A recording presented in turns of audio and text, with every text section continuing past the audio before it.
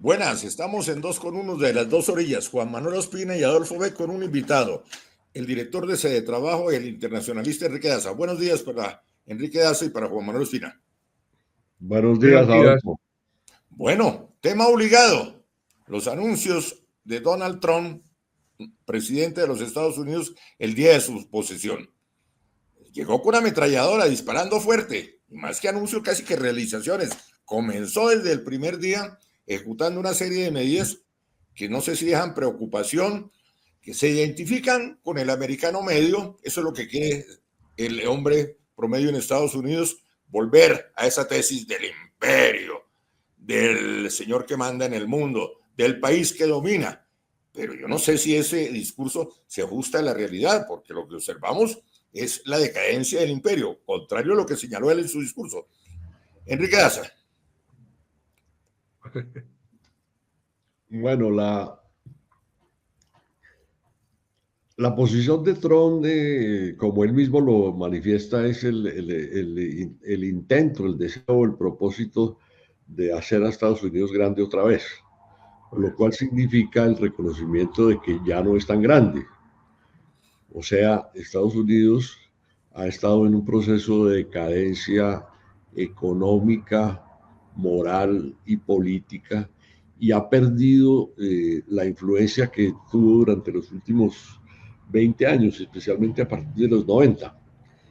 Y esa pérdida se ve en muchos aspectos, en el nivel de vida, en la crisis económica, en la desindustrialización, en su compromiso en múltiples guerras, etcétera, y en una pérdida de credibilidad de su política exterior y de su política interna. Una sociedad fracturada, dividida, desmoralizada, desindustrializada. Y Trump llega sobre la base de que quiere rehacer, reconstruir o retomar el camino de la hegemonía de Estados Unidos en el mundo. Y eso corresponde digamos, a una visión pesimista que tiene el pueblo de Estados Unidos, incluso sus clases dirigentes, sobre la situación de ese país. Y en ese sentido, pues su mensaje corresponde a los anhelos y preocupaciones de una parte de la sociedad y de una parte, pues, de la clase dominante de Estados Unidos. Juan Manuel Ospina.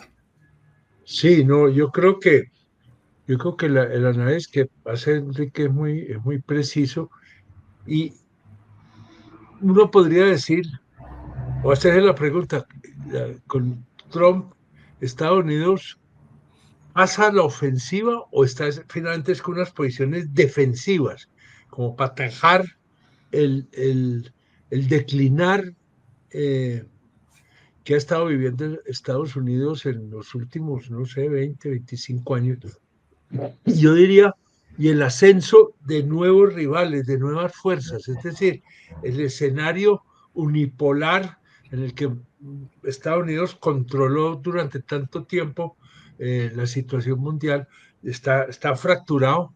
Viene esa potencia en ascenso que es China y Rusia, que no ha declinado como se esperaba después del derrumbe de la Unión Soviética.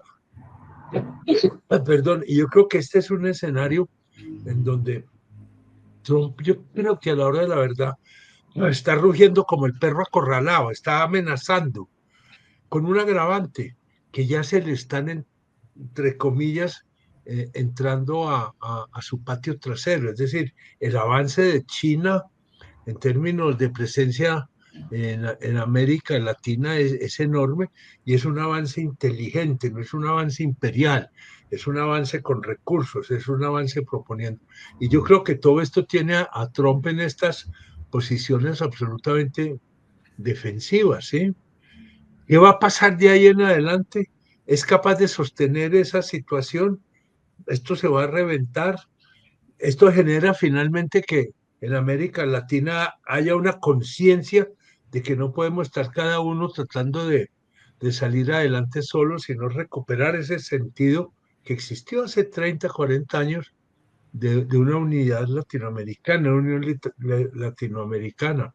No sé, la situación de México muy complicada, México y Canadá, esos son los que están con las alarmas grandes prendidas. Entonces, en todo esto, ¿en qué va a quedar los tratados de libre comercio? En todo esto, este avance que había hacia una liberalización del comercio, una especialización económica internacional, queda cuestionada porque es Estados Unidos el polo y todo lo demás se tiene que plegar allí.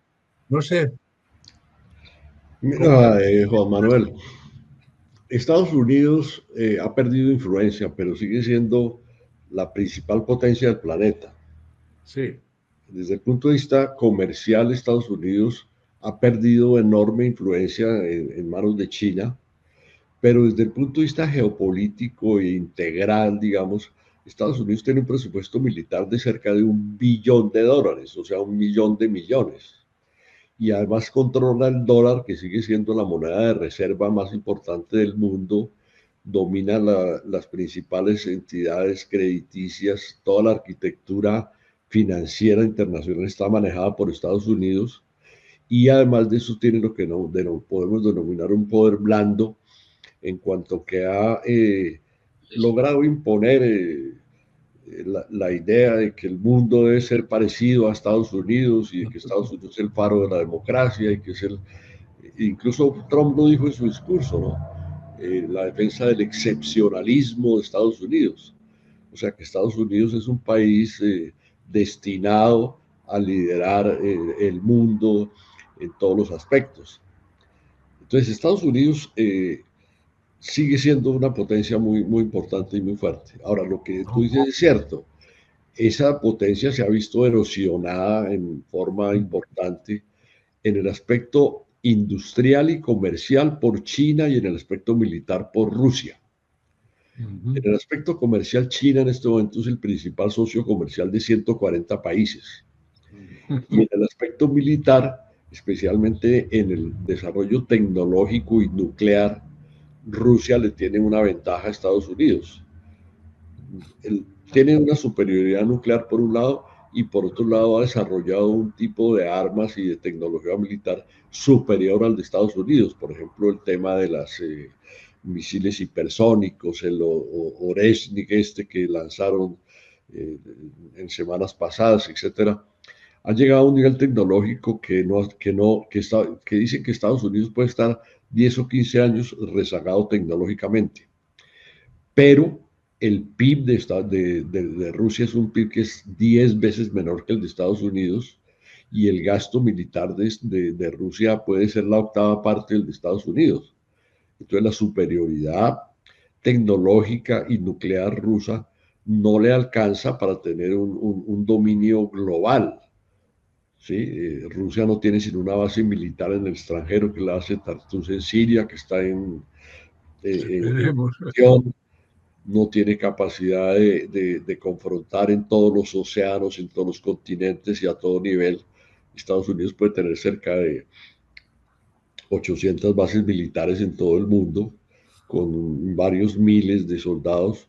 Entonces, la posición de Trump de Estados Unidos sigue siendo una posición dominante. Lo que pasa es que como está siendo socavada, y además de eso hay una descomposición interna, entonces Trump quiere restaurar y recuperar esa posición que ha venido perdiendo aceleradamente en los últimos años.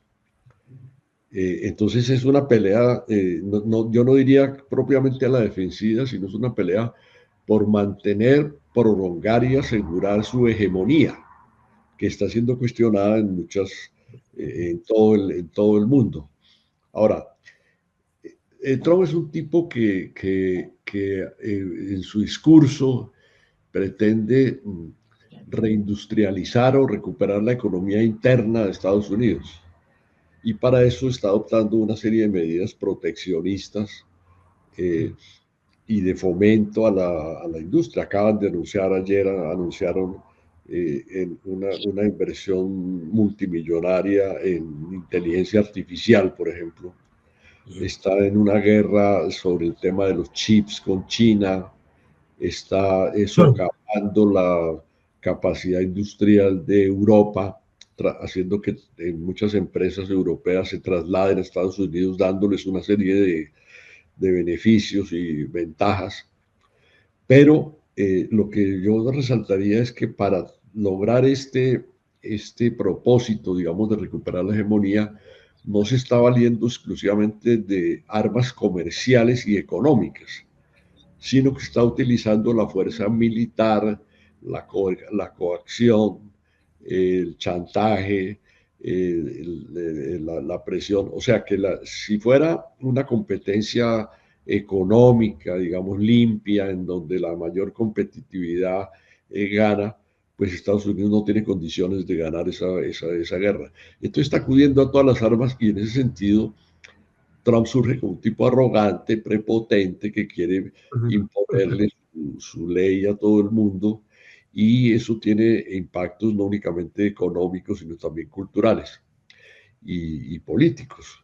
Y contame Sí.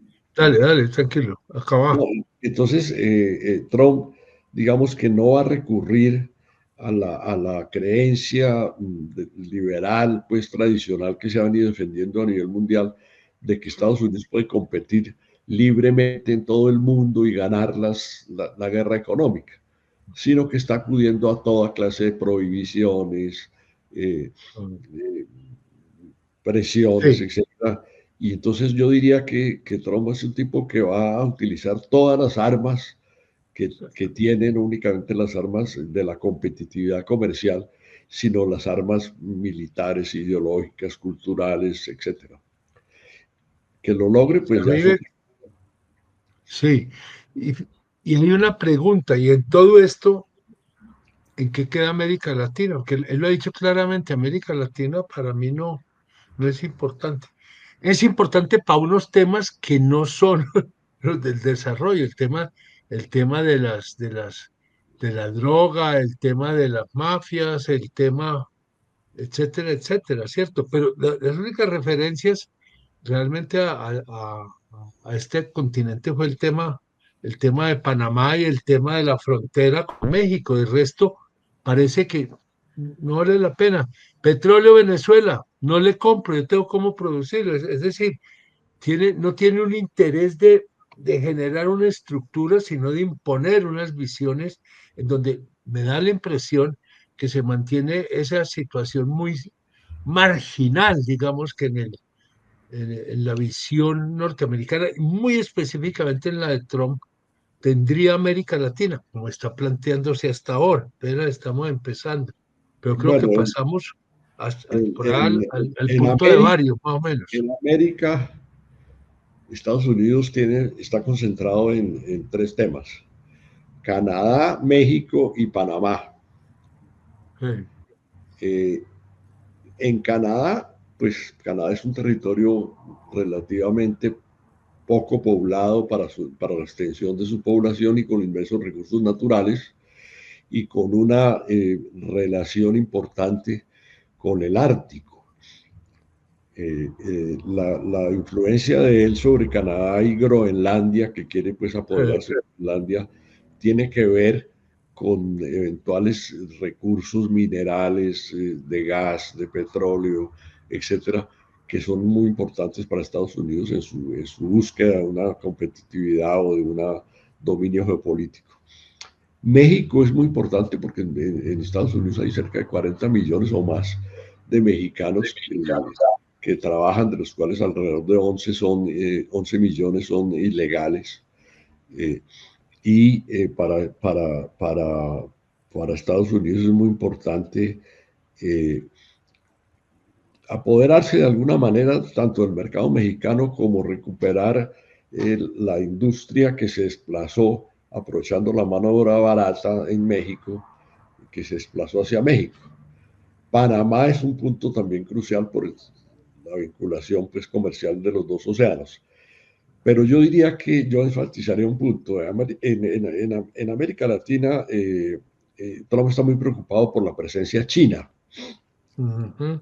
Entonces yo pienso que muchas de las intervenciones o de las acciones o de lo que está haciendo tiene que ver con contrarrestar la influencia china en la región, y esto no es nuevo porque ya había sido una posición de Biden. O sea, en ese sentido yo diría que puede haber una continuidad en general. O sea, Biden estaba muy preocupado por la presencia china. Digamos que Trump va a ser más proactivo, más agresivo, más tajante, más utilizando las armas geopolíticas, la amenaza y el chantaje, etc. Pero hay tres temas transversales que sí, que de todas maneras son motivo de preocupación. Uno es el tema de la inmigración, que es un tema que afecta a toda América Latina y que va a ser un tema extremadamente polémico porque Trump está metido en una contradicción insoluble, que es por un lado la necesidad que tiene Estados Unidos de tener mano de obra barata, como la mano de obra mexicana y mano de obra de todos los demás países, que hacen los trabajos pues, más bajos, con menor pago, sin derechos, etcétera, y que es indispensable en Estados Unidos, por ejemplo, para la recolección de cosechas y para el trabajo de construcción, por ejemplo. Entonces, esa disyuntiva entre expulsar a la mano de obra extranjera o atacar fuertemente a los migrantes y satisfacer las necesidades de mano de obra barata es una contradicción de la cual no se sabe cómo va a salir, porque una expulsión masiva de migrantes es una cosa que puede llevar, por ejemplo, al alza el costo de la mano de obra nativa. ¿Sí? Si saca migrantes, entonces alguien tiene que hacer esos trabajos y va a haber una cierta escasez de mano de obra y problemas laborales y problemas de los trabajadores de Estados Unidos. Entonces el tema de la migración es un tema que va a ser muy importante, muy crucial, pero es un tema que es taquillero, porque hay la percepción en muchos ciudadanos de Estados Unidos de que la crisis y la desindustrialización y la pérdida de competitividad se debe a los migrantes y no a un problema intrínseco de la economía norteamericana. Entonces, mientras que Trump le puede estar echando la culpa de las calamidades a la migración, pues ahí va a tener un margen de juego, por lo menos ideológicamente, que le puede dar ciertas ventajas políticas inicialmente, pero es un problema que no es fácil de resolver ni rápido. Sacar 11 millones de migrantes y devolverlos es un tema casi irresoluble. Te pongo un ejemplo. Tiene que devolver migrantes venezolanos, pero no tienen relaciones con Venezuela. Entonces, no hay quien les reciba a esos migrantes. Entonces, puede mandarlos a México, a Colombia o Centroamérica. Pero falta ver si estos países tienen las condiciones. Ya la presidenta de México dijo que no iba a recibir migrantes sino mexicanos. ¿Sí? Entonces, bueno, ese es, digamos, un gran tema problemático que va a alimentar a escala mundial toda una política de xenofobia. ¿Sí? O sea, el clima cultural que se está creando, no únicamente en el terreno cultural, sino en el terreno político, demográfico y social, es un clima supremamente pugnaz que puede llevar a una campaña mundial contra los migrantes, como se está viendo incluso ya en este momento en Europa, ¿sí? Y que puede agravarse más. El otro tema que es importante, que es transversal en América Latina, es el tema del tráfico de drogas. Aun cuando el fentanilo sigue siendo, o es la droga pues más que más perjudica al pueblo de Estados Unidos, la realidad es que el tráfico de drogas no podría existir sin la complicidad de unas vastas redes de tráfico en Estados Unidos que nunca han sido tocadas. Sí, eso todos los días se habla de que aquí se extraditan y se apresan y todo esto, toda clase de narcotraficantes de México y de Colombia y de todas partes, y casi nunca aparecen traficantes de Estados Unidos en la cárcel, ni ningún capo de Estados Unidos, ni nada de eso. O sea, esta lucha contra el tráfico de drogas tiene una cierta inconsecuencia en el sentido de que no aborda el problema pues de toda la cadena de distribución y circulación y de lavado, que tiene raíces muy profundas, no únicamente en la misma sociedad norteamericana, sino en los paraísos fiscales que son protegidos por Estados Unidos y que incluso varios de ellos están en Estados Unidos. Hay Estados Unidos que son paraísos fiscales, en donde se lava dólares pues, a granel. Y si a eso le añadimos el tema de China, pues ahora, para terminar diría esto, ¿no? En realidad, América Latina no es un actor importante. América Latina, yo creo que Trump no sabe, pues, ni quién es Gustavo Petro, ni quién es los presidentes de los países, ni se preocupa. En su campaña no habló de América Latina, salvo lo de México y lo de Panamá. El continente para él es un... Estados Unidos tiene un superávit comercial con toda América Latina, menos con México. ¿Sí?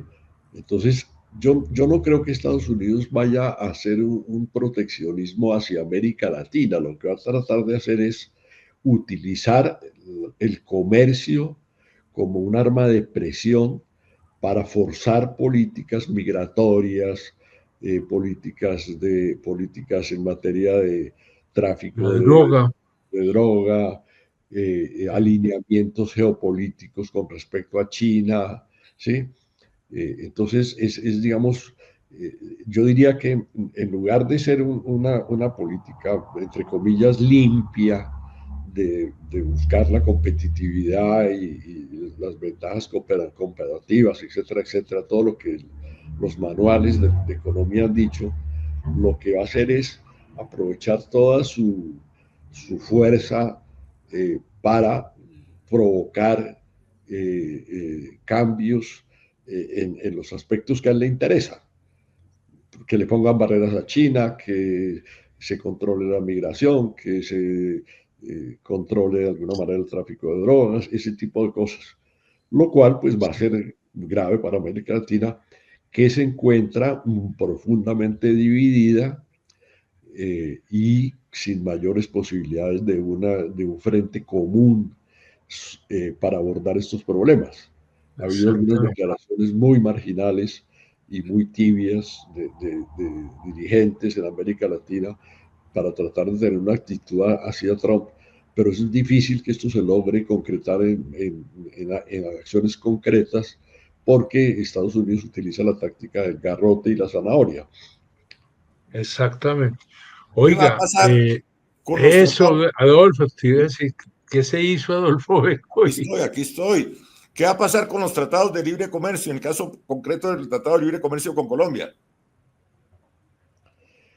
El presidente Petro en su campaña ofreció que iba a renegociar el Tratado de Libre Comercio. Estamos ya a un año de terminar el gobierno y no hizo nada. Lo que hizo fue negociar una nota interpretativa sobre el capítulo 10, que es el capítulo referente a inversiones. Nota interpretativa que no contiene ningún elemento nuevo, ni varía en lo más mínimo el texto del tratado y mantiene la estructura del capítulo de inversiones, que tiene dos patas. Una es que las soluciones entre inversores y Estado se mantiene a través de los tribunales de arbitramiento, y otra que Colombia mantiene lo que los tratados definen, que es que el gobierno colombiano renuncia a poner cualquier clase de condicionamiento a la inversión extranjera, a la inversión estadounidense. Por ejemplo, Colombia no puede pedir que las ganancias sean reinvertidas, o no puede pedir que haya una transferencia de tecnología, o que se contrate personal nacional, o que se utilicen materias primas nacionales. O sea, el gobierno colombiano renuncia a utilizar la inversión extranjera en beneficio del desarrollo nacional y le da rienda suelta al inversionista para que decida en qué quiere invertir y cuándo se quiere ir y qué quiere hacer. Y entonces, eso fue ratificado en la nota interpretativa porque no lo modificaron.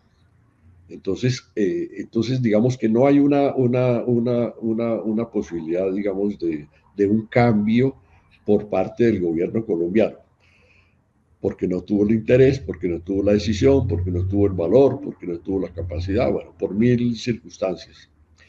Y con Trump va a ser más difícil todavía, porque Trump no tiene ninguna razón, teniendo un superávit comercial con Colombia importante, en hacer una modificación de un tratado que lo beneficia ampliamente. Entonces, nosotros tenemos un déficit comercial con Estados Unidos y lo único que se puede esperar es que ese déficit sea creciente. Y en ese sentido yo diría que puede seguir más o menos todo igual desde el punto de vista comercial. Pero Trump sí puede utilizar el arma del comercio para tener conquistas de tipo político. Por ejemplo, puede amenazar hacer cualquier clase de modificación en perjuicio de Colombia, que ya sería pues más daño que el que ha hecho el tratado no puede hacerse, pero no hay nada que sea tan malo que no pueda empeorarse. Entonces, podría utilizar la presión comercial para tener resultados políticos. Por ejemplo, que Colombia reciba venezolanos o latinoamericanos repatriados de Estados Unidos, o si no, imponerles sanciones comerciales. Que sea más activa Colombia en el tema de la aspersión aérea, ¿sí? O sea, la utilización de la preeminencia comercial de Estados Unidos para conseguir conquistas políticas o alineamientos políticos a favor de Estados Unidos. Eso incluye, por ejemplo, compresiones para que Colombia no entre a la ruta de la seda, para que no se meta a los BRICS, para que no aumente la inversión china, para que ataque o enfríe o radicalice su posición contra Venezuela, que sería un uso del Tratado de Libre Comercio para obtener ventajas políticas. Sí. Ese sería, digamos, un posible efecto. Estados Unidos no tiene tratado de libre comercio con los países del Mercosur, ¿sí? Por ejemplo, con Brasil, ni con Argentina, ni con Uruguay, ni con Paraguay. Entonces, pero Trump no se ve muy animado. De hecho, este tema de los tratados ha venido perdiendo dinámica. Biden no firmó ningún tratado de libre comercio, ¿sí? Y yo esperaría que Trump tampoco firme tratados de libre comercio. Su énfasis no es buscar acuerdos normativos, sino es imponer a la brava su posición. A él le interesan más las cosas de hecho que un sistema legal, multilateral o bilateral en el cual puedan acordarse, sino que esto se hace lo que yo digo como un vaquero del punto. Y listo. Sí. Y el que no obedezca, pues, que se atenga a las consecuencias. Yo creo que es un cuadro muy claro y muy preocupante y muy ahora Estados Unidos situaciones, ¿no? Está desarticulando y va a seguir desarticulando todos los mecanismos comerciales multilaterales. Sí, por ejemplo, ya se salió de la Organización Mundial de la Salud, se salió de la cumbre climática, seguramente va a tratar de paralizar a las Naciones Unidas. Es decir, él no es una persona que crea en el multilateralismo en ningún terreno y lógicamente la OMC va a perder toda relevancia, que ya la tenía perdida en un 80%. Pero la prosecución de la OMC depende mucho de Estados Unidos, porque Estados Unidos tiene que nombrar unos árbitros sin los cuales no puede operar el sistema de solución de controversias. Y desde Obama no se han nombrado esos árbitros, no los nombró Biden, no los nombró Trump, y seguramente no los van a nombrar No, ahora. no, Entonces bueno, eso está completamente paralizado y sin ninguna eficacia. Entonces yo diría que en lugar Estados Unidos habló de que había que tener un mundo basado en reglas. ¿Qué reglas? Las reglas que Estados Unidos definía.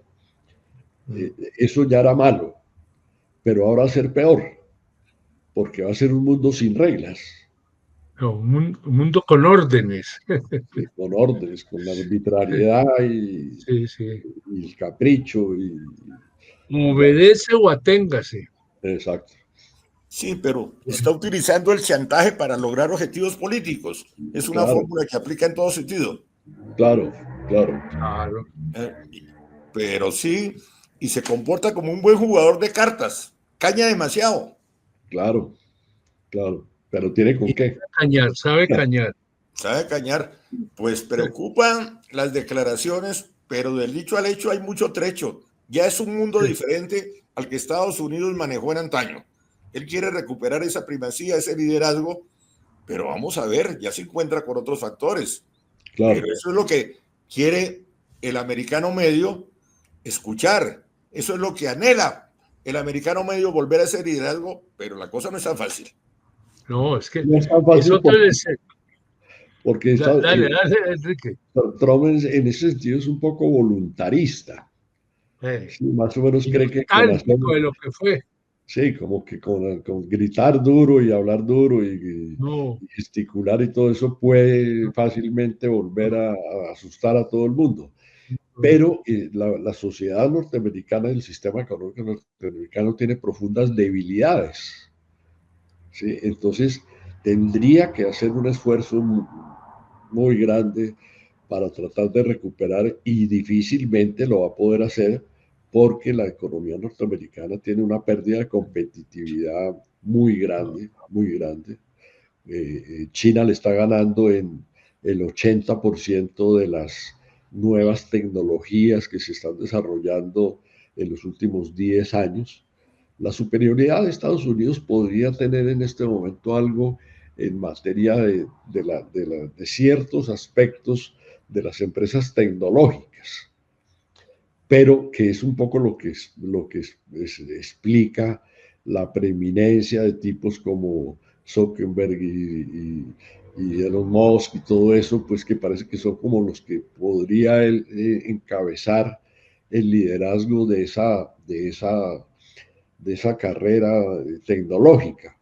Pero yo no creo que eso tenga suficiente fuerza porque los chinos están muy avanzados en esos desarrollos tecnológicos y el mercado chino es un mercado que es capaz de tener una dinámica muy grande, ¿no? Es decir, Y el, uno el, sentía viendo la posesión de Trump y todos estos, los amos de todas las tecnologías ahí sentados, y yo decía, están asistiendo, pensaba yo ya para terminar, están asistiendo de alguna manera al último empujón norteamericano. Ahora son empujones muy complicados, pero yo yo lo creo diría de que ya esta es un forma. proceso de decadencia norteamericana irreversible. Lo que pasa es que un imperio de eso no se cae de la noche a la mañana, es un proceso y el otro va subiendo.